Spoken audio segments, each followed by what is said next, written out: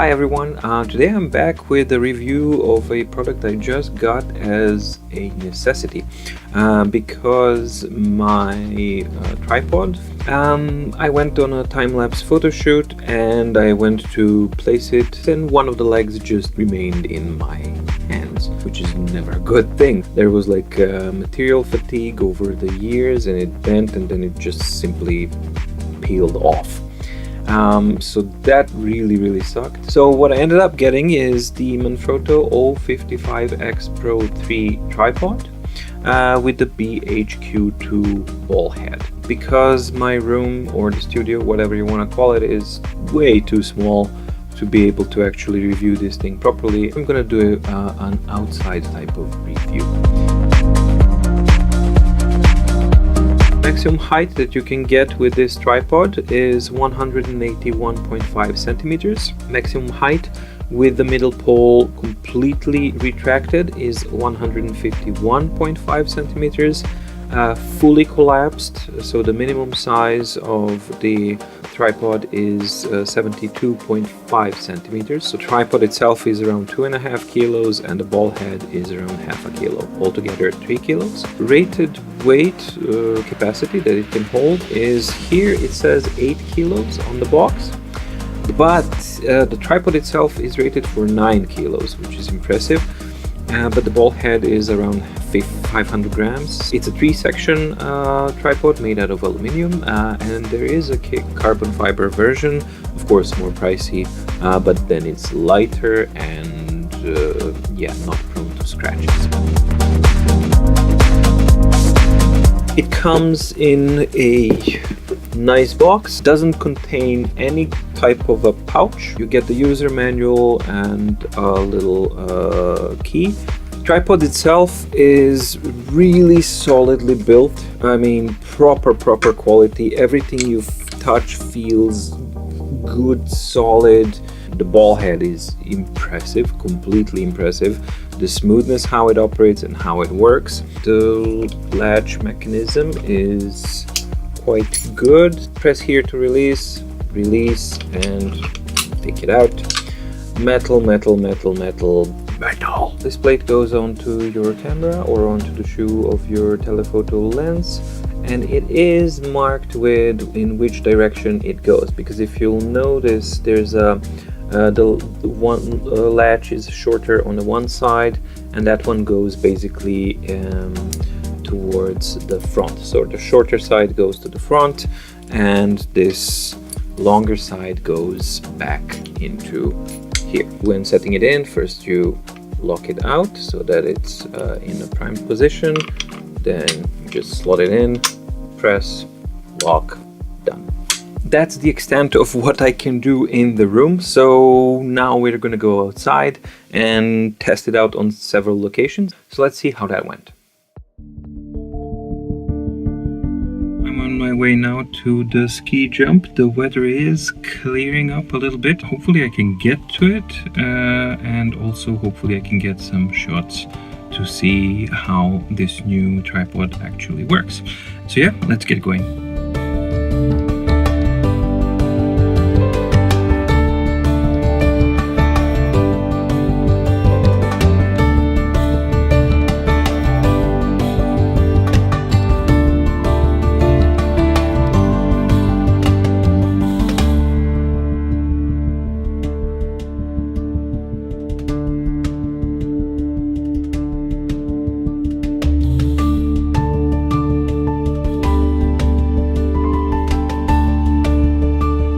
Alright, so I've been up there and I can get there by car, but I can't stay with the car because the ramp is closing or whatever.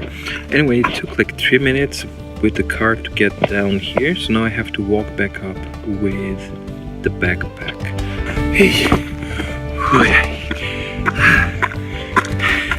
almost there. There's a little bit more.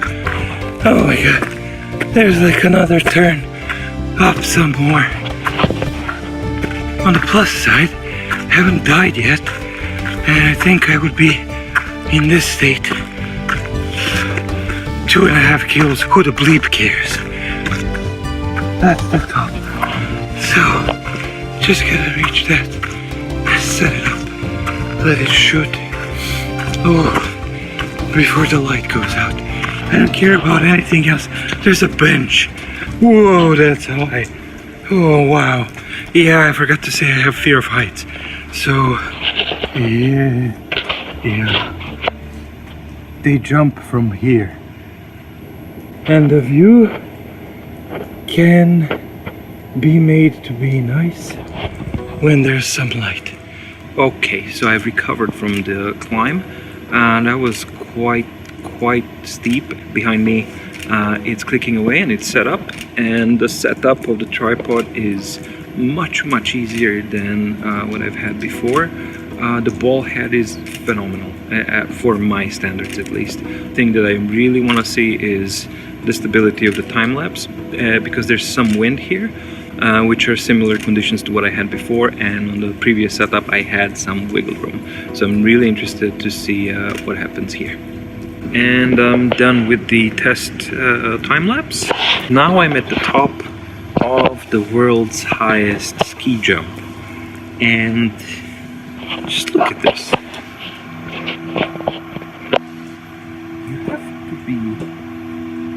This is a completely new perspective for me. I always loved ski jumps, but seeing this from the top, I mean the way they see it, almost as they see it, impressive. And also, that building down there, that's where I'm parked. So I gotta walk back down there, but at least it's downhill, so hopefully that's gonna be better. Alright, let's pack this puppy up. First impressions of taking shots here and just the setup and use is incredible. I really love it. It's thoroughly impressive, and I've just tried using it in normal circumstances. I haven't even scratched the surface of this thing, so this is really exciting for me.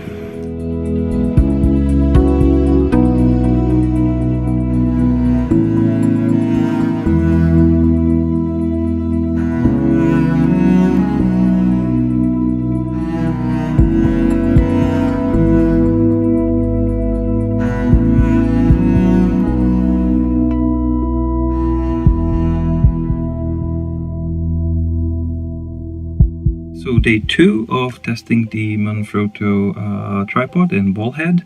Today I'm going to go to the other location. It's a significantly nicer day, so I should be able to get better shots.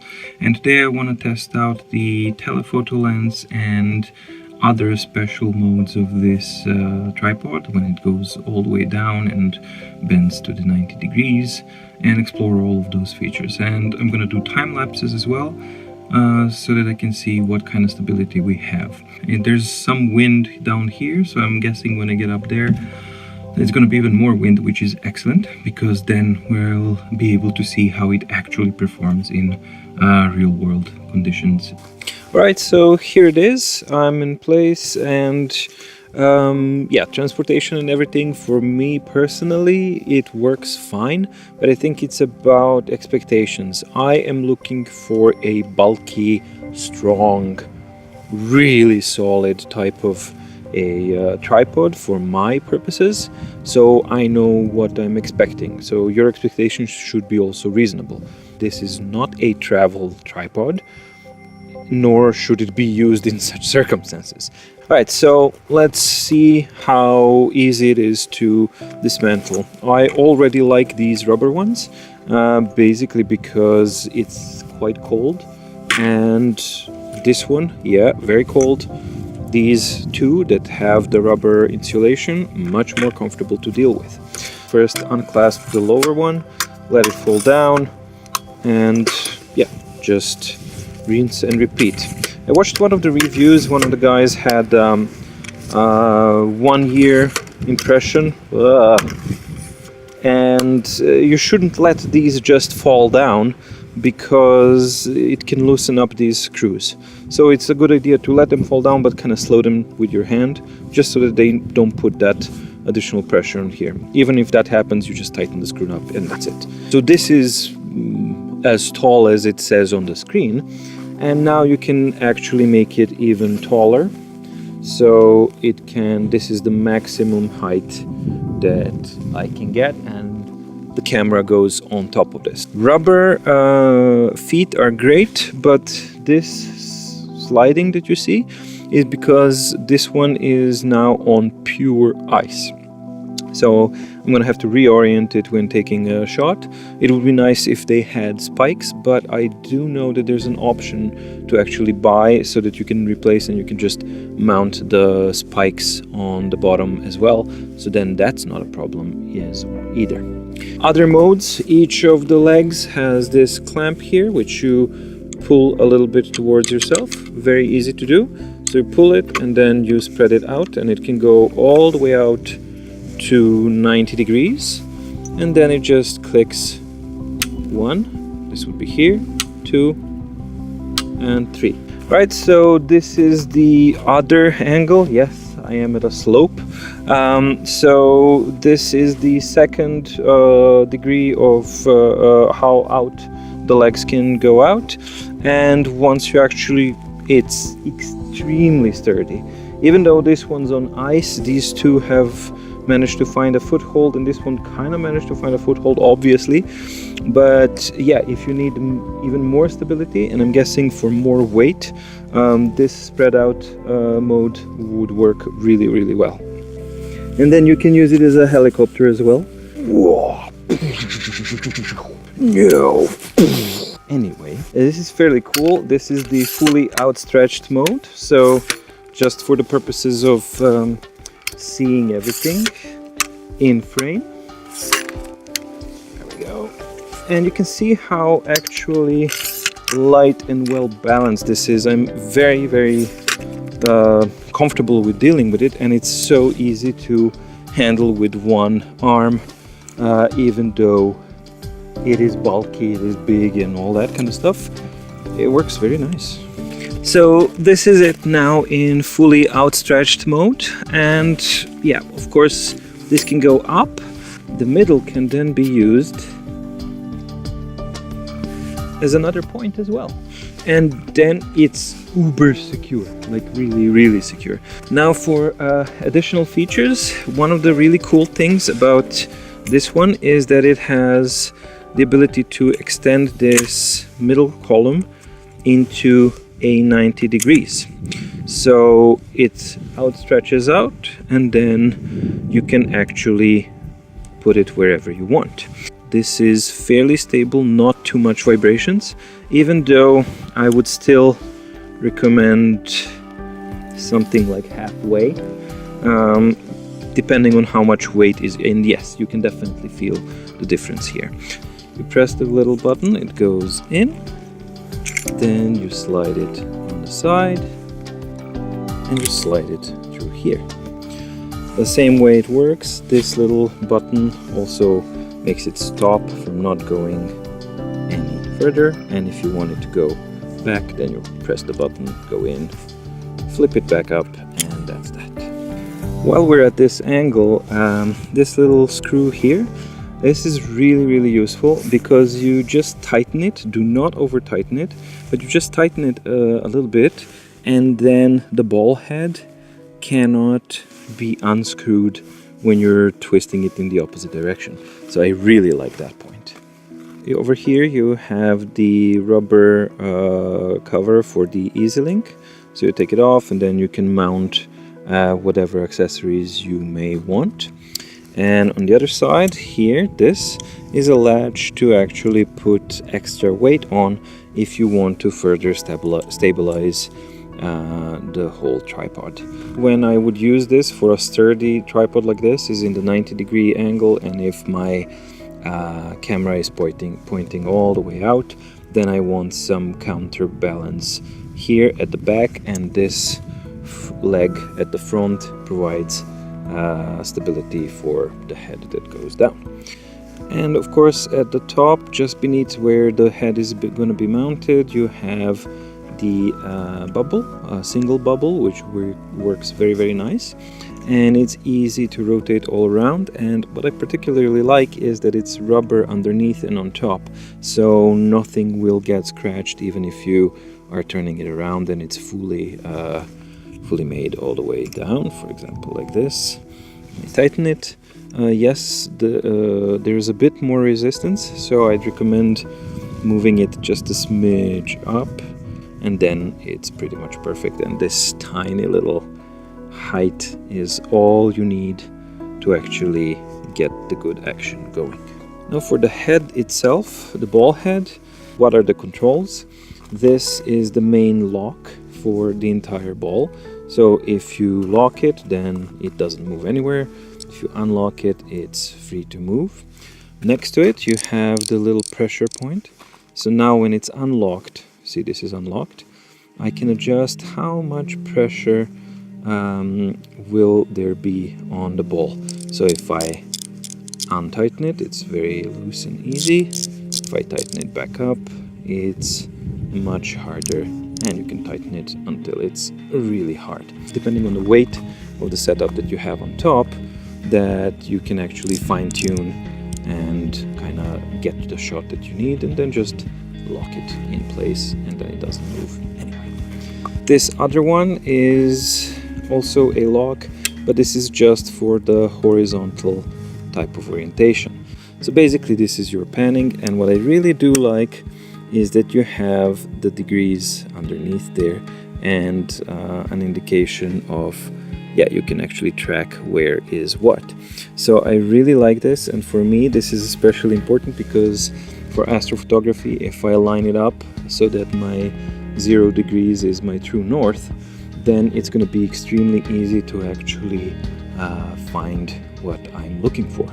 So this is a huge plus point.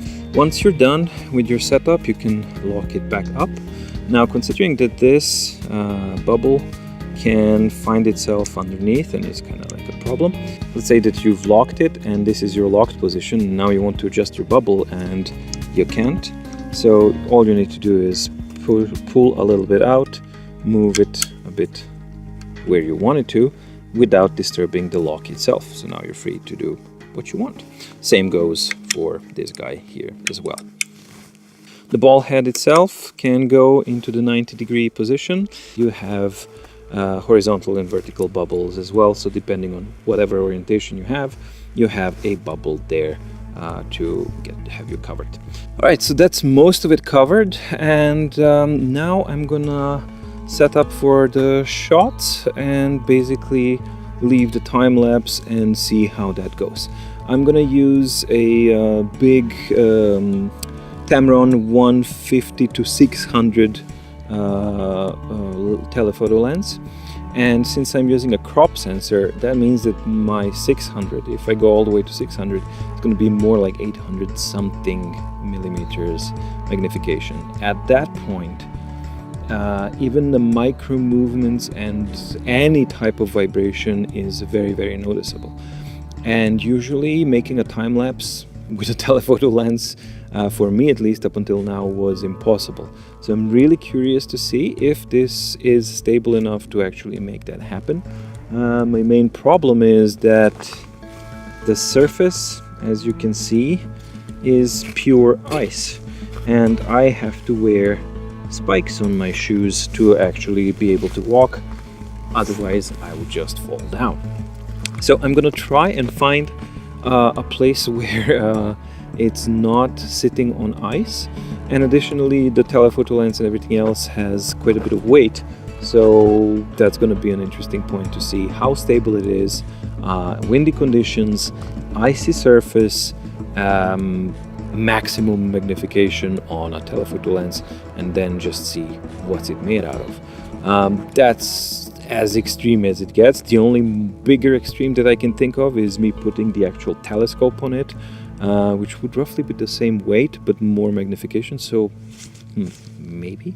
But anyway, I'm gonna try with the telephoto, and after that I'm gonna put it into 90 degrees and do a time-lapse shot close to the ground with a different type of lens, just to see what type of things we can get with that setup. So onwards. Here's the setup for the telephoto lens, and you can definitely see how useful this tension point is. So right now it's loose, so if I tighten it up, it can hold on its own. So I can tighten it up even further, to get even more precision, all the while this whole thing is totally loose. So that's excellent, excellent, excellent.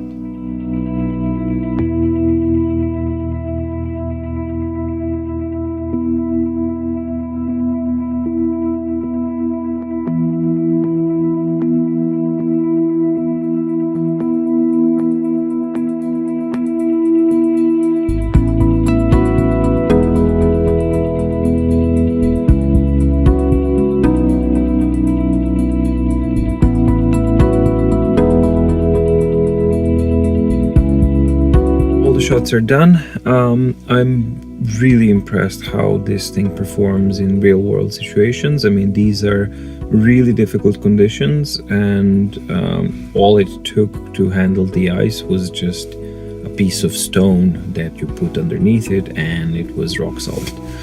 The 90-degree thing is not just a gimmick, it's actually really, really useful, and you can really start to plan out shots in a completely different way than you would normally. It's incredibly quick to get used to, and at least I found out that I was happy to explore and use these, for me, new features immediately, and immediately you start seeing the benefits of it. So first impressions are really, really positive. Alright, so that was a very long day and a lot of things happening. Overall, I have to say that I'm really, really impressed by this thing. Granted, my experience is limited with types of tripods and everything like that. So this is my first venture into this better class of tripods. But the features, the usability, everything you touch, everything you operate is on a completely different level of quality, and it oozes confidence, to me at least.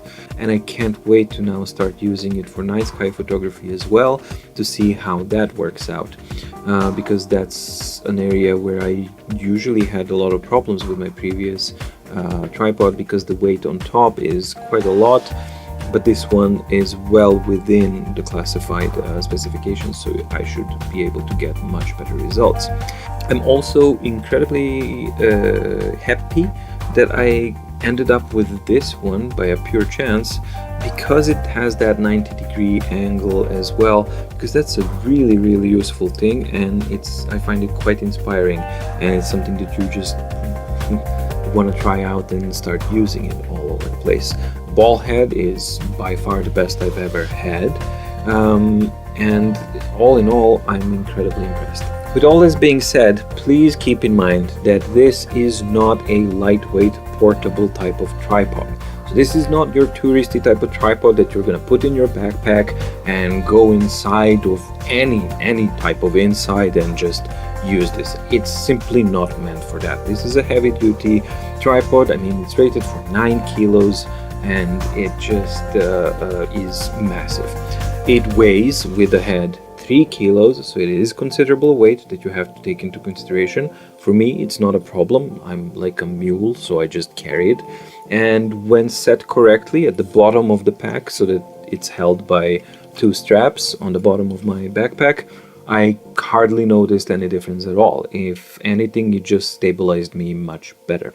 As such, I think it only makes sense to consider this for outdoor type of use, or maybe permanent studio type of thing. But even in a studio, I don't see why would you ever go for an 055. There are better choices for that type of stuff. So if this is too heavy duty for you, you can also take into consideration the 190, I think it's called, yeah, 190 XPRO3. Because that works really well as well. It's just 1 kilo less specified for the carrying weight. The ball head is fantastic. The lines, they have XPRO3 and XPRO4. The difference is XPRO3 are all in 3 segments, so 1, 2, 3, and XPRO4 is shorter, but it has 3 latches, which means slightly less stability but more portability, and it comes both in 055 and 190 and 290 as well, but that's too light. I think Manfrotto really has things covered for a wide range of purposes, but for me, this setup, for what I need, absolutely spot on. Taking a look at the time-lapse results, they are far more impressive than what I have expected, and you have to take into consideration the conditions, especially the telephoto lens. Yes, there is shaking there, but the magnification is so large that you can actually see the humidity or the air itself is distorting everything else. So first of all, it was impossible to actually focus perfectly because of that distortion. Second of all, the wind was really strong. It wasn't consistent, it was just in waves, and they were properly strong. So under any circumstances, if I had this type of windy conditions, I would just pack up and go back home, because I know that I can't do anything of that sort under these conditions. And on top of it all, the tripod was actually sitting on 3 rocks there that were on top of ice. Why does that matter? Because of that wind. So basically you have a tripod that's on pure ice and is being blown by the wind. So you have to take these things into consideration when looking at the telephoto results.